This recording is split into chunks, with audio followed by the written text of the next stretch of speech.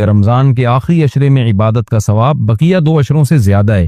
یہی وجہ ہے کہ آپ صلی اللہ علیہ وسلم رمضان کے آخری عشرے میں شد میزرہ، امی عائشہ رضی اللہ تعالیٰ عنہ فرماتی ہے تہبند کس لیا کرتے تھے۔ یہ کنایہ ہے عبادت سے کہ بالکل پوری رات آپ صلی اللہ علیہ وسلم عبادت کیا کرتے تھے۔ اور کمال کی بات یہ ہے کہ رمضان کے آخری عشرے کی جو 10 راتیں ہیں یا 9 راتیں ہیں، ان میں بھی پھر اللہ نے 9 کو برابر نہیں قرار دیا، بلکہ ان میں ایک رات ایسی اللہ نے بنائی جو پورے رمضان کی تمام راتوں سے افضل اور پورے سال کی تمام راتوں سے افضل، اور اس کا نام بھی اللہ نے خود متعین کیا کہ اس کا نام ہے لیلۃ القدر۔ قدر کا مطلب مرتبے والی، قدر و منزلت والی، اونچے مقام والی رات۔ انا انزلناہ فی لیلۃ القدر وما ادراک ما لیلۃ القدر۔ اللہ تعالیٰ کی عادت ہے کہ اللہ تعالیٰ اس دنیا کے نظام کو مساوات کی بنیاد پہ اللہ نے اس نظام کو نہیں چلایا۔ سب ایک جیسے نہیں ہیں اس دنیا میں۔ اللہ تعالیٰ نے انسانوں کو تمام مخلوق پہ ترجیح عطا فرمائی ہے۔ پھر انسانوں میں بھی سب کو ایک جیسا مقام نہیں دیا۔ پیغمبروں کو اللہ تعالیٰ نے عام لوگوں پر فضیلت عطا فرمائی، پھر پیغمبروں کو بھی ایک جیسا مقام نہیں دیا۔ اللہ تعالیٰ نے پیغمبروں میں حضرت ابراہیم علیہ السلام، موسیٰ علیہ السلام، عیسیٰ علیہ السلام اور سید الانبیاء محمد صلی اللہ علیہ وسلم کو باقی پیغمبروں پر فضیلت عطا فرمائی، اور پھر ان چاروں کو بھی ایک جیسا مقام اللہ نے نہیں دیا۔ ان میں سب سے افضل مقام اللہ نے اپنے حبیب محمد صلی اللہ علیہ وسلم کو عطا فرمایا۔ تو جیسے اللہ تعالیٰ کی عادت ہے کہ انسانوں میں اللہ نے فرق رکھا، مخلوق میں فرق رکھا، تو اللہ تعالیٰ نے اسی طرح اس زمین کے خطوں میں فرق رکھا ہے۔ اس زمین میں سارے خطے ایک جیسے نہیں ہیں۔ مسجد کو اللہ نے عام جگہوں پر فضیلت دی، پھر مسجدوں میں مسجد اقصیٰ، مسجد نبوی اور مسجد حرام کو اللہ نے باقی مسجدوں پر فضیلت دی، اور ان 3 مسجدوں میں بھی اللہ نے سب سے زیادہ فضیلت مسجد حرام کو دی جہاں بیت اللہ ہے، اور اتنی بڑی فضیلت دی کہ مسجد حرام میں ایک نماز کا ثواب 1,00,000 نمازوں کے برابر قرار دیا گیا۔ اور علماء کہتے ہیں صرف نماز ہی نہیں ہے بلکہ ایک نیکی کا ثواب اللہ نے مسجد حرام میں 1,00,000 نیکیوں کے برابر رکھا ہے۔ تو اسی طرح اللہ تعالیٰ نے جو اوقات ہیں، وقت ہیں، ان کو بھی ایک جیسا نہیں رکھا۔ اللہ تعالیٰ نے ہفتے کے دنوں میں جمعے کے دن کو ان بقیہ 6 دنوں پر اللہ نے فضیلت عطا فرمائی ہے۔ پھر اللہ نے مہینوں میں، تمام مہینوں پر رمضان المبارک کو فضیلت عطا فرمائی ہے۔ آپ رمضان میں جب کوئی نیکی کرتے ہیں تو پورے سال کی نیکی ایک طرف اور رمضان کی نیکی ایک طرف، کئی گنا اجر اس کا بڑھ جاتا ہے۔ اسی طرح سے اللہ رب العزت نے پورے رمضان کو بھی ایک جیسا نہیں رکھا، بلکہ اللہ نے رمضان کے آخری عشرے کو پچھلے 2 عشروں پہ اللہ نے فضیلت دی ہے کہ رمضان کے آخری عشرے میں عبادت کا ثواب بقیہ 2 عشروں سے زیادہ ہے۔ یہی وجہ ہے کہ آپ صلی اللہ علیہ وسلم رمضان کے آخری عشرے میں شد میزرہ، امی عائشہ رضی اللہ تعالیٰ عنہ فرماتی ہے تہبند کس لیا کرتے تھے۔ یہ کنایہ ہے عبادت سے کہ بالکل پوری رات آپ صلی اللہ علیہ وسلم عبادت کیا کرتے تھے۔ اور کمال کی بات یہ ہے کہ رمضان کے آخری عشرے کی جو 10 راتیں ہیں یا 9 راتیں ہیں، ان میں بھی پھر اللہ نے 9 کو برابر نہیں قرار دیا، بلکہ ان میں ایک رات ایسی اللہ نے بنائی جو پورے رمضان کی تمام راتوں سے افضل اور پورے سال کی تمام راتوں سے افضل، اور اس کا نام بھی اللہ نے خود متعین کیا کہ اس کا نام ہے لیلۃ القدر۔ قدر کا مطلب مرتبے والی، قدر و منزلت والی، اونچے مقام والی رات۔ یہ اللہ کی عادت ہے کہ جیسے آپ دیکھتے ہیں کہ مختلف قسم کی کمپنیاں مختلف پیکیجز نکالتی ہیں اپنی پروڈکٹ کو سیل کرنے کے لیے، لوگوں کو فائدہ پہنچانے کے لیے، خود پیسے کمانے کے لیے۔ اللہ کو ہماری ضرورت نہیں ہے ہماری عبادت کی، اللہ کو اس بات کی ضرورت نہیں ہے کہ ہم اس کی عبادت کریں تو اس کو کوئی فائدہ ہوگا، لیکن اللہ ہمیں فائدہ پہنچانے کے لیے، ہمیں عبادت کی طرف لانے کے لیے، ہماری تربیت کے لیے کہ یہ کسی طرح کسی بہانے آ جائیں۔ جیسے دیکھیں مارکیٹوں میں سیل لگتی ہے نا، چیزیں سستی ہو جاتی ہیں، کمپنی کا تو اس میں اپنا مفاد ہوتا ہے، تو غریب سے غریب آدمی بھی اس سیل کی وجہ سے سستے میں وہ چیزیں خریدنا شروع کر دیتے ہیں۔ تو اللہ تعالیٰ کا تو کوئی مفاد نہیں ہے ہم سے، لیکن اللہ ہمیں فائدہ پہنچانے کے لیے مختلف قسم کے پیکیج دیتے ہیں۔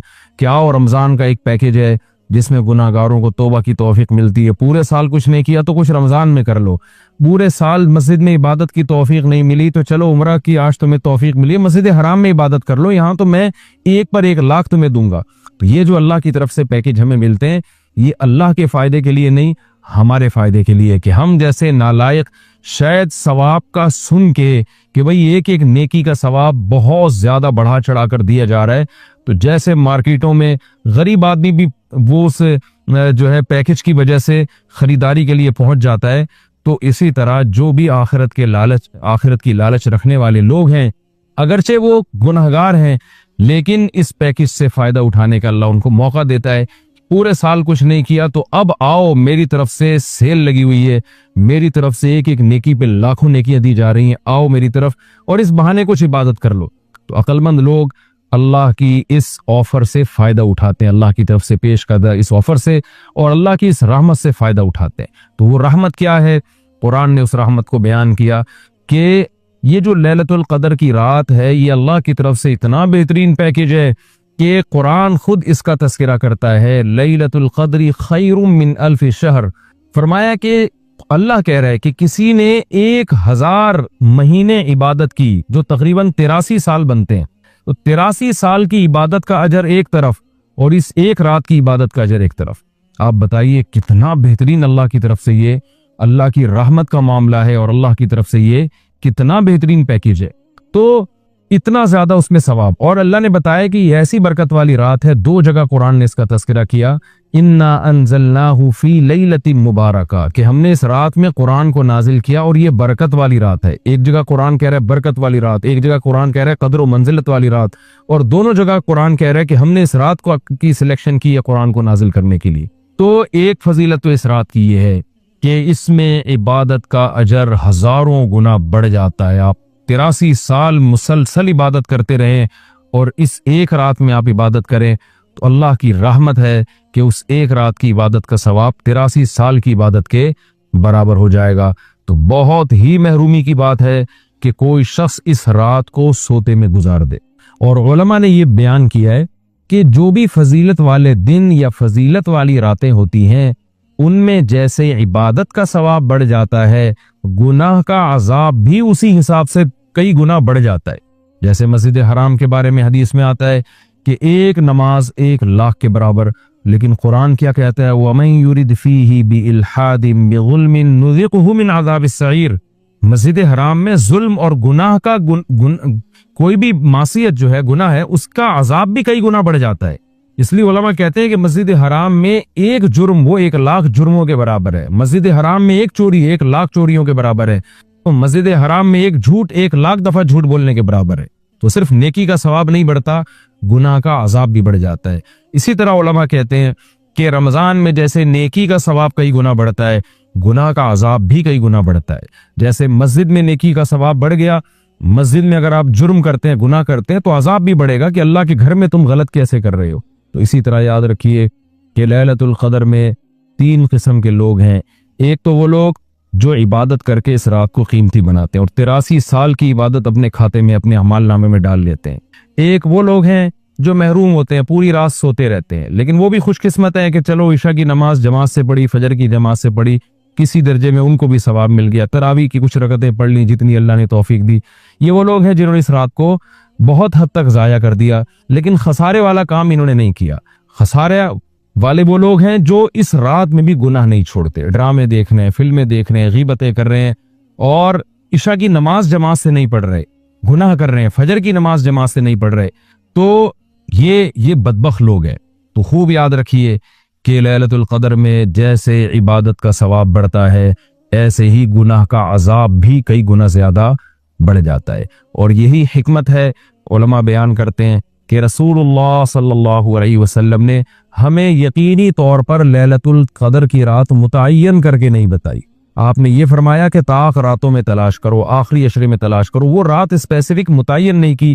اس میں یہی حکمت علماء بیان کرتے ہیں کہ اگر وہ رات متعین کر دی جاتی اور پھر اس رات میں کوئی پوری رات سو کے ضائع کرتا تو اللہ کی اس پر حجت تام ہو جاتی۔ اللہ کہتے تجھے تو پتا تھا کہ آج لیلۃ القدر کی رات ہے، تو نے آج گناہ کیسے کیا، تو نے اس رات کو ضائع کیسے کیا، تو اور زیادہ عذاب آ سکتا تھا، ایسا نہ ہوتا کہ دنیا میں ہی عذاب آ جاتا۔ تو اس لیے اللہ نے اس کو مخفی کر دیا، کہ تھوڑا سا کنفیوژن میں ڈال دیا، کہ تاکہ اس میں اگر کوئی اس رات کو ضائع کرتا ہے تو اس کو یقینی طور پر افسوس نہ ہو، کہ ہو سکتا ہے وہ یہ سوچے شاید آج کی رات نہ ہو، بلکہ ہو سکتا ہے کل یا پرسوں کی رات لیلۃ القدر ہو جائے۔ ایک حکمت تو علماء یہ بیان کرتے ہیں۔ دوسری حکمت یہ بیان کرتے ہیں کہ اگر لیلۃ القدر کی رات متعین کر دی جاتی اور اس رات اتفاق سے کوئی سوتا رہ جاتا، بیماری کی وجہ سے عبادت نہ کر پاتا، تو پھر وہ بقیہ راتوں میں بالکل بھی عبادت نہ کرتا۔ وہ کہتا لیلۃ القدر تو گزر گئی، اب میں رات جاگ کے کیا کروں گا، اصل جو اللہ کی طرف سے رحمت والا معاملہ تھا وہ تو میں نے ضائع کر دیا۔ تو اللہ نے اس امت پر احسان کیا کہ بتا دیا بھائی آخری عشرہ ہے اور طاق راتوں میں امکان زیادہ ہے، تاکہ کوئی 21ویں رات کو عبادت نہ کر سکے تو اس کو یہ خیال نہ ہو کہ بھائی اب لیلۃ القدر کا چانس ہی ختم ہو گیا، بھائی ہو سکتا ہے 22ویں ہو سکتا ہے 23ویں ہو، تو اس لالچ میں، اس امید میں وہ 10 کی 10 راتیں عبادت کرے گا۔ اور تیسری حکمت علماء نے یہ بیان کی ہے کہ لیلۃ القدر کی رات کو 100% متعین کر کے نہیں بتایا گیا تاکہ لوگ اس بہانے زیادہ عبادت کریں اور جو طلبگار ہیں انہی کو ملے۔ اب جو آخری 10 عشرے میں یقینی طور پر پوری عبادت کرے گا اس کے لیے تو لیلۃ القدر یقینی ہے، جو آخری عشرے میں کچھ راتیں جاگے گا کچھ راتیں نہیں جاگے گا تو اس کے بارے میں امکان ہے کہ شاید لیلۃ القدر اس سے فوت ہو گئی ہو۔ ہاں، طاق راتوں میں جو عبادت کرے گا، تمام طاق راتوں میں 21ویں میں 23 میں 25 میں 26ویں 27ویں رات 29ویں رات، تو اس کے بارے میں بھی امکان ہے کہ وہ لیلۃ القدر کو پا لے گا۔ تو اللہ تعالیٰ یہ چاہتے ہیں کہ جو پورے آخری عشرے میں تمام طاق راتوں میں خاص طور پر عبادت کریں ان کو لیلۃ القدر ملے۔ تو اگر اللہ رات متعین کر دیتے تو پھر تو ہر آدمی اس لیلۃ القدر میں جاگ لیتا، لیکن اللہ نے نظام ایسا بنایا کہ بھئی جو طلب کرے گا اور تمام راتیں جاگے گا اس کو تو یقینی طور پر لیلۃ القدر ملے گی، اور جو تمام راتوں میں عبادت کا اہتمام نہیں کرے گا تو اس کے لیے معاملہ مشکوک ہے، امکان ہے کہ مل جائے، امکان یہ بھی ہے کہ نہ ملے۔ تو اس لیے بھی علماء کہتے ہیں کہ لیلۃ القدر کی یقینی طور پر تعیین نہیں کی گئی۔ بہرحال بہت کثرت سے اس بارے میں روایات ہیں جن میں آتا ہے کہ رمضان کے آخری عشرے میں اور رمضان کی طاق راتوں میں خاص طور پر آپ صلی اللہ علیہ وسلم نے فرمایا کہ لیلۃ القدر کو تلاش کرو۔